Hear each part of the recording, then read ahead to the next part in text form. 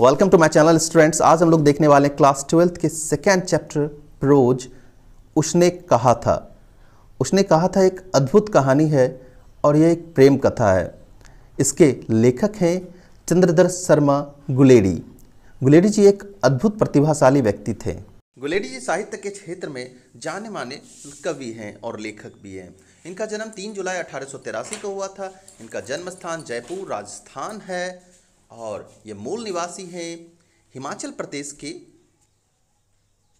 कांगड़ा जिला के गुलेरी जगह से। और ये गुलेरी गांव के होने की वजह से इनके नाम के साथ गुलेरी लगता है। इनके पिता हिमाचल प्रदेश से राजस्थान गए और वहाँ मिला इन्हें ज्योतिवृद्ध महामहोपाध्याय पंडित शिवराम शास्त्री का राज सम्मान एक बड़े से राजा के दरबार में, और वहाँ वो सेटल हो गए, रहने लगे। उन्होंने 3 शादियाँ की।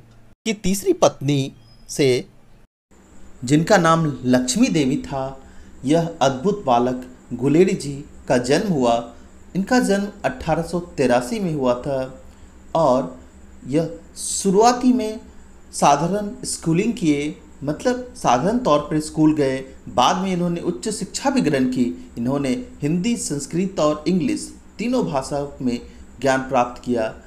हर कक्षा में ये प्रथम श्रेणी प्राप्त करते रहे, लेकिन इनकी मृत्यु काफ़ी कम उम्र में हो गई, 12 सितंबर 1922 में, और ये पीलिया के वजह से मरे। इनकी मृत्यु मात्र 39 वर्ष में हुई थी। मात्र 39 वर्ष के छोटे उम्र में इन्होंने बहुत सारी रचनाएं लिखी। उसमें से है सुखमय जीवन, बुद्धू का कांटा, उसने कहा था। और उन्होंने जो निबंध लिखा है उसमें है कछुआ धर्म, मौरिसी मोही, कुठावा, पुरानी हिंदी, भारतवर्ष, डिंगल, संस्कृत की टिपरारी, देवनाम प्रिय। ये अंग्रेजी में भी अपनी रचनाएं लिखे हैं और वो भी काफ़ी अद्भुत हैं। इन रचनाओं में है ए पोएम बाय वास, a commentary on Vatsalyam Kamasutra, the literary criticism. तो चलिए शुरू करते हैं कहानी। यह कहानी शुरू होता है अमृतसर की गलियों में। कहानी का प्रारंभ अमृतसर नगर के चौक बाजार में एक 8 वर्षीय सिख बालक तथा एक 12 वर्षीय सिख बालिका के बीच छोटे से वार्तालाप से होती है। एक्चुअली ये वार्तालाप होने से पहले बालक खुद एक तांगे के नीचे होता है, फिर भी इस 8 वर्षीय बालिका को उस तांगे के नीचे आने से बचाता है, जिसके बाद से यह वार्तालाप शुरू होती है। दोनों ही बालक बालिका अपने मामा के यहाँ आए हुए हैं और बालक व बालिका दोनों सामान खरीदने बाजार आए थे। बालक मुस्कुराहट के साथ बालिका से पूछता है, क्या तेरी कुर्माई हो गई? इस पर बालिका कुछ आंखें चढ़ाकर धत कहकर दौड़ गई। इस धत में एक नादानी है, एक सिंपलिसिटी आप कह सकते हो, नादानी है, और वो कितनी साधारण लड़की है ये बताता है। आगे देखते हैं। वह बालक रुकता नहीं है, अगले बार भी वही प्रश्न पूछता है। लड़का मुंह देखता रह गया। यह दोनों बालक बालिका दूसरे तीसरे दिन फिर दुकान में एक दूसरे से किसी दुकान पर टकरा जाते और मिलते, कभी सब्जी वाले के पास, कभी दूध वाले के पास, और वही प्रश्न वही उत्तर एक ही दिन। ऐसा हुआ, मतलब कि यहाँ पे देख सकते हैं कि उस छोटे से बालक को उस छोटे से बालिका से एक दूसरे से प्रेम हो जाता है। ये प्रेम बहुत पुराना है। आप सोच सकते हो ये 100 वर्ष से पुरानी कहानी है और फिर भी एकदम सर्वोत्तम प्रेम कहानी कह सकते हो आप इसे। और इसी वजह से इसे बीबीसी ने 100 बेहतरीन कहानियों में से एक माना है। एक दिन ऐसा हुआ कि बालक ने वही प्रश्न पूछा और बालिका ने उसका उत्तर लड़की के संभावना के विरुद्ध दिया और बोली, हाँ हो गई है। इस उत्तर को सुनकर लड़का चौंक पड़ता है। यह सुनकर बालक को गहरा आघात होता है। वो बहुत सारी चीज़ों को धकेलता हुआ भागता हुआ आगे बढ़ता है। इस बालक का नाम था लहना सिंह और बालिका बाद में सूबेदारनी के रूप में हमारे सामने आती है। इस घटना के 25 वर्ष बाद कहानी का दूसरा भाग शुरू होता है। लहना सिंह युवा हो गया है और जर्मनी के विरुद्ध लड़ाई में लड़ने वाले सैनिकों में भर्ती हो गया है। मतलब कहानी सीधा अमृतसर के गली से विश्व युद्ध में पहुंच जाता है। थोड़ा सा पटकथा पे ध्यान दीजिएगा। आगे है इसमें और अब वह 87 राइफल में जमादार है। एक बार वह 7 दिन की छुट्टी लेकर अपने जमीन के किसी मुकदमे की पैरवी करने घर आया। वहीं उसे अपने रेजिमेंट के अफसर की चिट्ठी मिलती है कि फौज को युद्ध पर जाना है और फौरन चले आओ।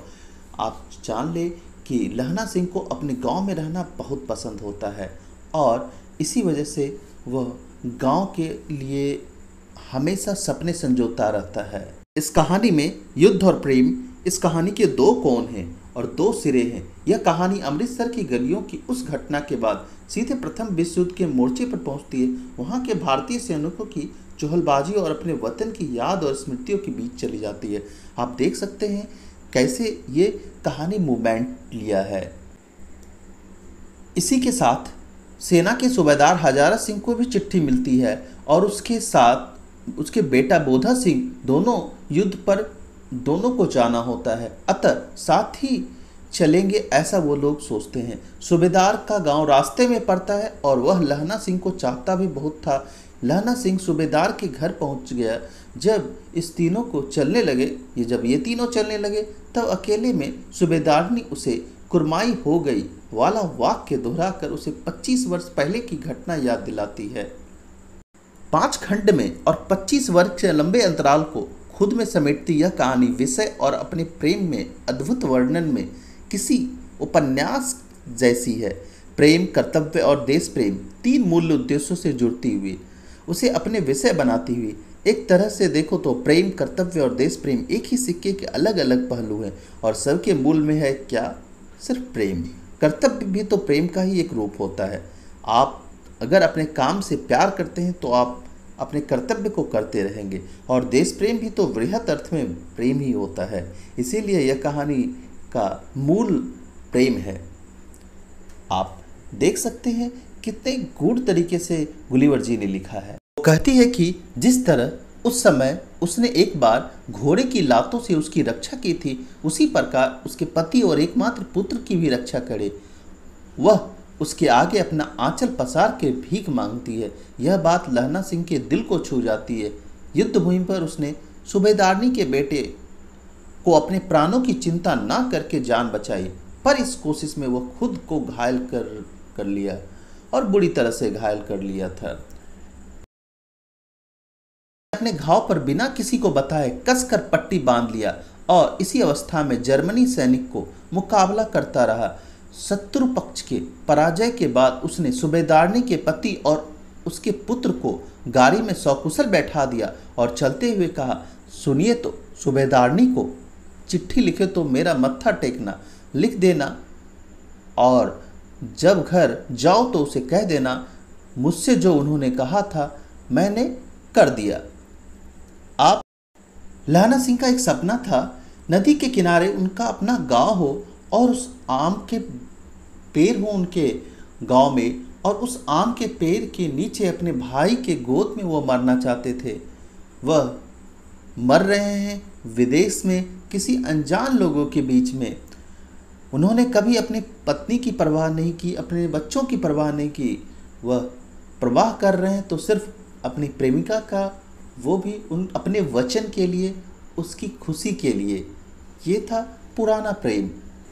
यह अभी के प्रेम के जैसा नहीं है जो वक्त, समय और दूरी के साथ बदलता रहे।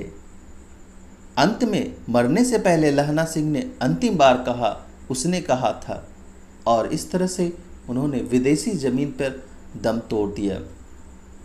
स्टूडेंट्स, इसके बाद कुछ ऑब्जेक्टिव क्वेश्चंस हैं और बहुत बहुत इम्पॉर्टेंट लॉन्ग और शॉर्ट क्वेश्चंस हैं। आप उन सब को याद करेंगे, अपने नोटबुक में राइट डाउन करें। लगभग 30 से ज़्यादा इसमें ऑब्जेक्टिव क्वेश्चंस हैं, उसको भी आप नोटबुक में राइट डाउन कर लीजिए। लास्ट मिनट प्रिपरेशन में बहुत ज़्यादा हेल्प होगा। लास्ट एग्ज़ाम के पहले आप इन वीडियो को देख लीजिएगा तो सारे रिवाइज हो जाएंगे जो कि आप एक बार लिख चुके होंगे। स्टूडेंट्स, वीडियो को लाइक करना ना भूलें। कई बार आप लाइक करना भूल जाते हैं। लाइक करने से इनकरेजमेंट मिलती है। और अभी तक आपने सब्सक्राइब नहीं किया तो सब्सक्राइब कीजिए और अपने दोस्तों के साथ शेयर करें। Thank you. चलिए क्वेश्चन बनाते हैं।